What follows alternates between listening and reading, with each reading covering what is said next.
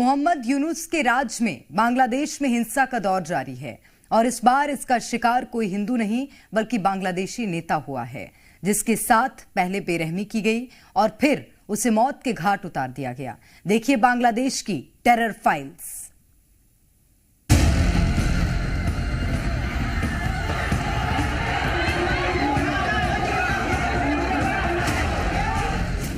क्या बांग्लादेश में कट्टरपंथी हावी हो गए हैं? मोहम्मद यूनुस के राज में ये क्या हो रहा है? क्या बांग्लादेश में अब नेता भी सुरक्षित नहीं है?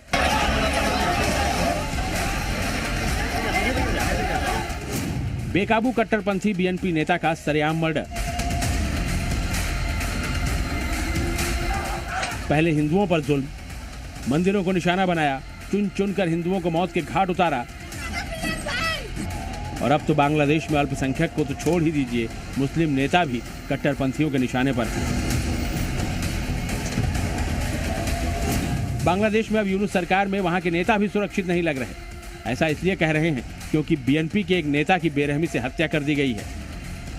पहले आंखें फोड़ी, फिर घसीटा, पत्नी के सामने बेरहमी से पीटा और फिर बांग्लादेश की राजधानी ढाका में बीएनपी यानी बांग्लादेश नेशनलिस्ट पार्टी के नेता मोहम्मद बाबुल मियां की बड़ी ही बेरहमी से हत्या कर दी गई।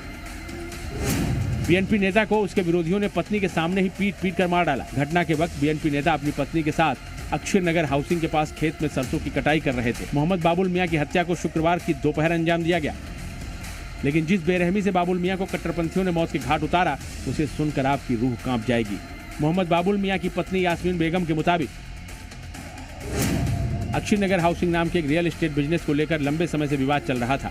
मेरे पति इस मामले में शामिल नहीं थे, लेकिन स्थानीय अपराधी अफसर अरशद और मोनिर कई दिनों से हम दोनों को धमका रहे थे। मेरे पति को डंडों और एसएस पाइपों से पीटा गया, जिससे वो गंभीर रूप से घायल हो गए।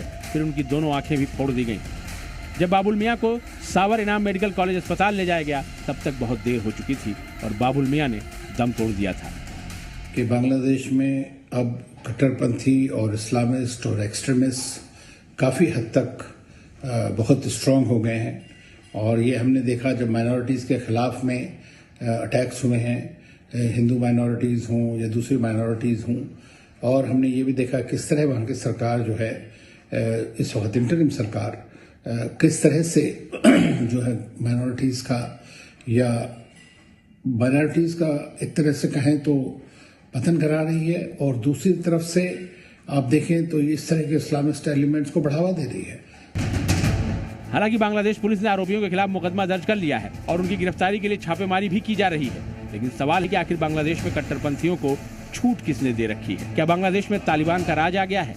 और सबसे बड़ा सवाल कि क्या चुनाव से पहले जानबूझकर बांग्लादेशी नेताओं को निशाना बनाया जा रहा है?